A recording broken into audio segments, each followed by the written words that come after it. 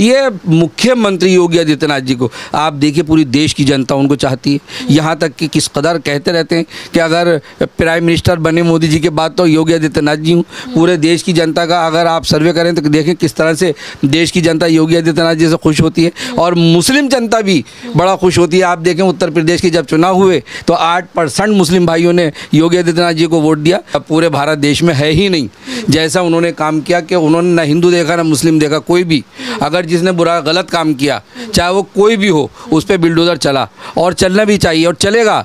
लेकिन ये हार का कारण, ये हार जो है ये अखिलेश ने और ये कांग्रेस पार्टी के जो ये राहुल गांधी हैं, इन्होंने इस कदर अपना जनता को, इतनी गरीब जनता, भोली भाली जनता, अनपढ़, हमारे कम पढ़े लिखे लोग हैं, और उनको बेवकूफ़ बना दिया और कहा उनसे कि हम आपको 1-1 लाख रुपए देंगे, 8-8 साढ़े 8 हज़ार रुपए हर महीने आपके अकाउंट में डालेंगे। प्रधानमंत्री मोदी ने तीसरी बार प्रधानमंत्री बनने की शपथ ले ली है और जिस तरीके से हमने देखा है कि मंत्रालय भी डिस्ट्रीब्यूट हो चुके हैं, लेकिन जो एक वजह सामने आ रही है यूपी की हार की, तो उसका जिम्मेदार कहीं ना कहीं योगी आदित्यनाथ को भी ठहराया जा रहा है और साथ ही कहा जा रहा है कि बीजेपी में अंदरूनी कलह चल रही है। और क्या बीजेपी की हार की वजह यूपी में हो सकती है, उसी पर हम चर्चा करने के लिए आए हैं। नाजिर अंसारी जी इस वक्त मेरे साथ है, पॉलिटिकल एनालिसिस हैं। सर, आप उत्तर प्रदेश से ही हैं जहाँ तक मैं जानती हूँ। उत्तर प्रदेश में योगी आदित्यनाथ की सरकार है, सरकार कैसी चल रही है और जिस तरीके से बुरी तरीके से हार अभी उत्तर प्रदेश में बीजेपी की हुई है, क्योंकि पिछली बार चुनावों में जहां वोट जो है 60% थे, अभी जो है बहुत कम हो गए हैं। तो क्या वजह रही है इसकी, जो योगी आदित्यनाथ का प्रभाव नहीं पड़ा है, बुलडोज़र बाबा का प्रभाव नहीं पड़ा है और सपा को सीट ज़्यादा मिल गई? योगी आदित्यनाथ जी हमारे मुख्यमंत्री जी हैं, बड़ा अच्छा काम कर रहे हैं और वो सबको लेकर के चल रहे हैं और सारे हिंदू, मुस्लिम, सिख, ईसाई, यहूदी, पारसी सभी लोगों को लेकर के वो चल रहे हैं। उन्होंने कहीं भेदभाव नहीं किया है और उनसे देश की जनता बहुत खुश है और बड़ा अच्छा उनको वो मुख्यमंत्री हैं। मैं समझता हूँ कि ऐसे मुख्यमंत्री पूरे भारत देश में है ही नहीं जैसा उन्होंने काम किया कि उन्होंने ना हिंदू देखा ना मुस्लिम देखा। कोई भी अगर जिसने बुरा गलत काम किया, चाहे वो कोई भी हो, उस पर बिल्डोज़र चला और चलना भी चाहिए और चलेगा।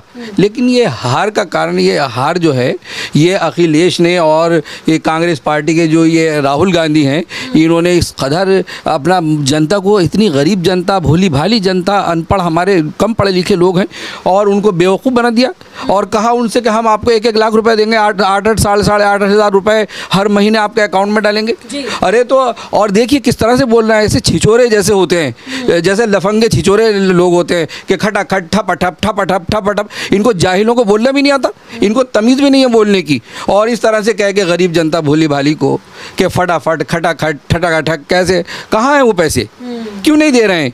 कैसे लाइन लग रही है राहुल गांधी के घर पर, कैसे लग रही है वहाँ पर। आप देख लीजिए समाजवादी के आप दफ्तरों पर जाके देखिए कैसे लाइन लग रही है। वो भोली भाली जनता आज जा कर के कह रहे हैं कि लाओ हमें पैसा दो, और यहाँ तक कि रो भी रहे हैं। उनको पता लगा हमें पैसा नहीं मिलेगा, अब वो रो रहे हैं और बड़ा उनको दुख है कि कैसे भारतीय जनता पार्टी की सीटें हमने कम कर दी, कैसे कम हो गई। वो गुमराह हो गए, उनको बेवकूफ़ बना दिया गया। भोली भाली जनता को इन्होंने बड़ा ठग लिया। आप ऐसा समझ लीजिए जैसे केजरीवाल ठगी, जैसे दिल्ली में उसने शराब के घोटाले किए, उसने सबको बेवकूफ़ बनाया, बिजली फ्री, पानी फ्री, शिक्षा फ्री, सारे फ्री कह के कुछ भी काम नहीं किया। और वही काम इन्होंने उत्तर प्रदेश में करा। और ऐसा नहीं कि हमारी सीटें कम हुई। आप देखें उड़ीसा में देख लीजिए, बस फुल बहुमत से हमारे सारी सीटें आई हैं। आप गुजरात में देख लीजिए, हमारी सारी सीटें आई हैं। आप मध्य प्रदेश में देख लीजिए, हमारी सारी सीटें आई हैं। एक उत्तर प्रदेश की भोली भाली जनता इनके बहकावे में आ गई है। बड़े अफसोस की बात है। और आप कह रहे हैं कि उत्तर प्रदेश की जनता जो है राहुल गांधी, सपा के अखिलेश यादव के कहने में आ गई, लेकिन क्या जनता कहीं ना कहीं नाराज थी योगी आदित्यनाथ ने? क्योंकि बुलडोज़र का जो कहर लोग बता रहे हैं कि बिना किसी कार्रवाई के बुलडोज़र चला दिया, क्या हो सकता है उसका प्रभाव पड़ा हो? जो लोग नाखुश थे योगी आदित्यनाथ से, युवा जो है उत्तर प्रदेश के, वो नाखुश बताए जा रहे थे, जो सपा की तरफ चले गए नौकरी ना मिलने के कारण, जो एक्शन नहीं लिया गया, सरकारी नौकरी नहीं निकाली है, जो परीक्षाएं होती थी उसमें जिस तरीके से नकल हो रही थी और पर्चियाँ निकल रही थी, क्या ये सब नाराज़गी इसकी वजह हो सकती है? कहीं कुछ नहीं हुआ। अगर कुछ कमी कहीं होती है तो वो अधिकारियों की वजह से कमी होती है, वहाँ मुख्यमंत्री जी की वजह से कमी नहीं है। अगर आप पेपरों को लेकर के अगर बात करें तो प्रशासन अपना काम कर रहा है, वहाँ तो अपना योगी आदित्यनाथ जी इसमें क्या हो तो एक अधिकारियों ने जो गड़बड़ करी है उसको सुधारने का वो काम कर रहे हैं। ये मुख्यमंत्री योगी आदित्यनाथ जी को आप देखिए, पूरी देश की जनता उनको चाहती है। यहाँ तक कि किस कदर कहते रहते हैं कि अगर प्राइम मिनिस्टर बने मोदी जी के बाद तो योगी आदित्यनाथ जी हूँ। पूरे देश की जनता का अगर आप सर्वे करें तो देखें किस तरह से देश की जनता योगी आदित्यनाथ जी से खुश होती है, और मुस्लिम जनता भी बड़ा खुश होती है। आप देखें उत्तर प्रदेश के जब चुनाव हुए तो 8% मुस्लिम भाइयों ने योगी आदित्यनाथ जी को वोट दिया, उनके काम पर वोट दिया। अब तो बहकाए में जो जनता आ गई है भोली भाली जनता बड़ा पछता रही है कि हमने क्या करा। और अब जाके जब राहुल गांधी के घर पे लाइन लग रही है और समाजवादी पार्टी अखिलेश यादव के घर जाके लाइन लग रही है, और वो हमारी मुस्लिम बहनें भी और हिंदू बहनें भी सब जाकर लाओ पैसा दे नहीं रहे। अरे मैं तो कहना चाहता हूँ, और ऐसे ठगी लोगों से, मैं समाजवादी पार्टी से, अखिलेश से और राहुल गांधी ठगी से मैं कहना चाहता हूं कि ऐसा मत करो, देश की जनता के साथ ऐसा मत करो। और मैं देश की जनता से कहना चाहता हूं कि आप सारी हमारी बहनें जो आज आंसुओं से रो रही हैं, सारी हमारी बहनें कांग्रेस सरकार के दफ्तरों पे जाएं, समाजवादी पार्टी के दफ्तरों पे जाएं और इनसे मांगे अपना हक कि लाइए, हमने आपको जिताया और इतनी सीटें हमने आपकी बढ़ाई हैं। वो कहाँ है हमारे 8,500 रुपये महीना, और उसमें हम अपनी बहनों का उसमें साथ देंगे। पूरी भारतीय जनता पार्टी उनके बहनों के साथ खड़ी है, और इन ठगियों को इस तरह की बात नहीं करनी चाहिए कि जो भोली भाली जनता इनको बहकाए में आकर के और उन्होंने वोट दे दिया। और ऐसा नहीं है कि योगी आदित्यनाथ जी ने कि बिल्डोजर से सब कुछ है, न्याय होना चाहिए, कानून पे सब चलने चाहिए। तो ये सारे घबरा चुके थे कि अरे यूपी में, उत्तर प्रदेश में 8% वोट मुस्लिमों ने दे दिया, कहीं ऐसा ना हो 100%। और यकीनन अगर ये इस तरह के लालच न देते और ये देश की भोली भाली जनता को, गरीब जनता को बेवकूफ़ नहीं बनाते, तो आप देखते हैं कि सारे हिंदू मुस्लिम भाई जो है वो भारतीय जनता पार्टी को ही वोट देने वाला था, कमल के फूल को ही खिलाने वाला था। पैसे के चक्कर में जो है वोट अपना चेंज कर दिया कि 8,000 रुपये महीना आएंगे, तो इसलिए जनता सपा और कांग्रेस की तरफ चलेगी, गठबंधन की तरफ चलेगी। सभी अपना फ़ायदा देखते हैं, और देश की जनता भोली भाली है, ना समझ है थोड़ा, और उनको लगा कि 8,500 रुपये महीना वो आते रहेंगे और हर महीने आते रहेंगे तो कुछ भला हो जाएगा बहनों का, वो इसलिए इस तरह से हो गया। और इनको नहीं, और मैं तो कहना चाहता हूँ सुप्रीम कोर्ट से और भारत सरकार से कि ऐसे जो लालच दें, देश की जनता को गुमराह करें और देश की जनता को रुलाएं और हमारी बहनों को और हिंदू मुस्लिम बहनों को रुलाएं, इनको जेलों में डाल दिया जाए। इनके खिलाफ FIR रजिस्टर्ड होनी चाहिए। और देश की जनता को मैं तो खास तौर से जो हमारी बहनें हैं, इनसे हम कहना चाहते हैं कि आप सब आवाज़ उठाइए और इनके राहुल गांधी के कोठी पर, राहुल गांधी के कार्यालय पर, कांग्रेस पार्टी के कार्यालय पर, समाजवादी पार्टी के कार्यालय पर, अखिलेश यादव के घर पर, और इन ठगिए जितने भी इकट्ठे होकर के ये अपना चुनाव लड़े और अपने आप को बड़ा बता रहे हैं। और इसका एक फ़र्क और भी पड़ा, वो फ़र्क ये पड़ा कि ये सारी पार्टियां एक हो गई, और एक होकर के वो केजरीवाल कह रहा है आप कांग्रेस को वोट दीजिए, राहुल गांधी कह रहा है आप आम आदमी पार्टी को वोट दीजिए, और इसी तरह से ये सारे गठबंधन में होकर के इन्होंने एक तरफा लड़ाई लड़ी।